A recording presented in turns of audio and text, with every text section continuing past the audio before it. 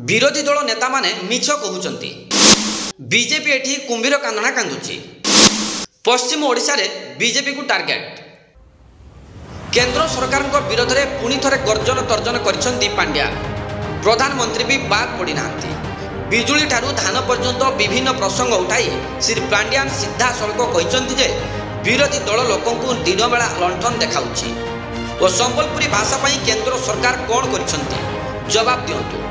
केवल सेतिक नुहे श्री पांड्यान कहते जे सारा ओडिशा रे सबु निर्वाचन मंडली लोक चाहते नवीन बाबू तांको प्रार्थी हुअंतु, किंतु मुख्यमंत्री कंटाबांजीर ही छिड़ा हेबाई निष्पत्ति नहीं, कारण से चाहते कंटाबांजीर उन्नति और रूपांतरण। नवीन पट्टनायक कंटाबांजीर रेकर्ड मार्जिन रे जितिबे और इतिहास सृष्टि करेंगे। हेले अन्यपटे जड़े केन्द्रमंत्री प्रधानमंत्री कांधरे छिड़ा होई निर्वाचन लड़ुंट और निज जन्म माटी लड़ी पारे। संबलपुर लड़ुंट मुख्यमंत्री प्रति अशालीन भाषा प्रयोग कर सहित शनिवार प्रधानमंत्री सभा पर नवीन को आज कार्यक्रम पश्चिम ओडिशार निर्वाचन ताती को द्विगुणित करिछि।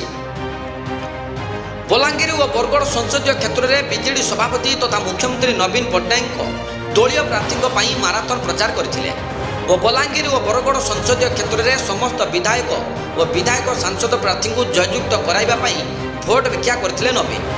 और कंटाबांजी निर्वाचन मंडली सिंधेकेला और मुरीबाहाल ब्लॉक गंधरई समेत बलांगीर सहर निर्वाचन सभार जोग देइथिले मुख्यमंत्री।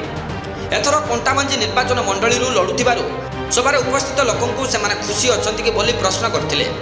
ओयासो विजु स्वास्थ्य कल्याण योजना और मिशन शक्ति, ममता लक्ष्मी बस और 5T स्कूल, कालिया और मधुबाबू पेंशन, चाउल कार्ड और पुरी कोणार्कर रूपांतरणीकरण योजना भल कि भल नुह पचारिथिले।